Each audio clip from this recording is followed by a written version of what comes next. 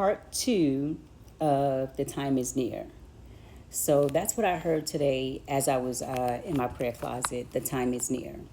And the scripture that I was led to was Mark 8:35, and it says, "For whoever wants to save their life will lose it, but whoever loses their life for me and for the gospel will save it." Then it says, "What good is it for someone to gain the whole world yet forsake their soul? Or what can anyone give in exchange for their soul?" So I'm sitting at work and just thinking about picking up my cross, because I spoke about it on my last video. Picking up your cross. What does it mean to pick up your cross and actually find him and lose your life for him, right? The things that the world have to offer is temporary. Anything he offers you is eternal. And that anything that the world gives you is fleshly desires. Things he gives you is what we can't purchase. And so I was checking out this video today, and he was talking about Matthew 24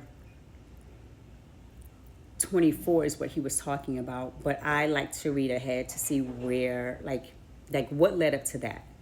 And it says, "If those days had been cut short, no one would survive. But for the sake of the elect, those days will be shortened.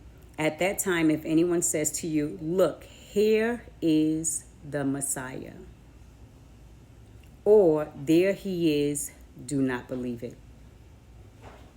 For false messiahs and false prophets will appear and perform great signs and wonders to deceive, if possible, even the elect. See, I have told you ahead of time. So if anyone tells you, 'There he is out in the wilderness,' do not go out there. Or 'Here he is in the inner rooms,' do not believe it. For as lightning that comes from the east is visible even in the west, so will be the coming of the Son of Man."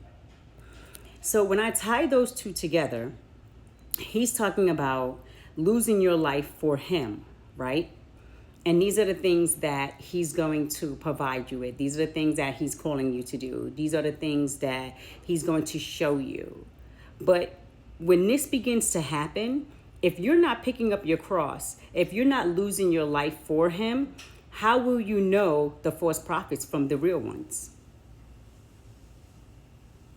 How will you know the Messiah, the fake Messiah, from the real one? How will you know? How will you hear his voice? Because he said his sheep know his voice.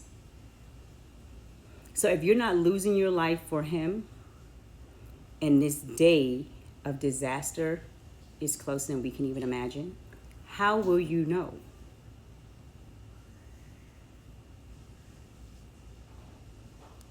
So for me to sit here and read this, I was sitting here and I was just listening. It was like, I'm warning you. It literally says in Matthew 24:25, "See, I have told you ahead of time."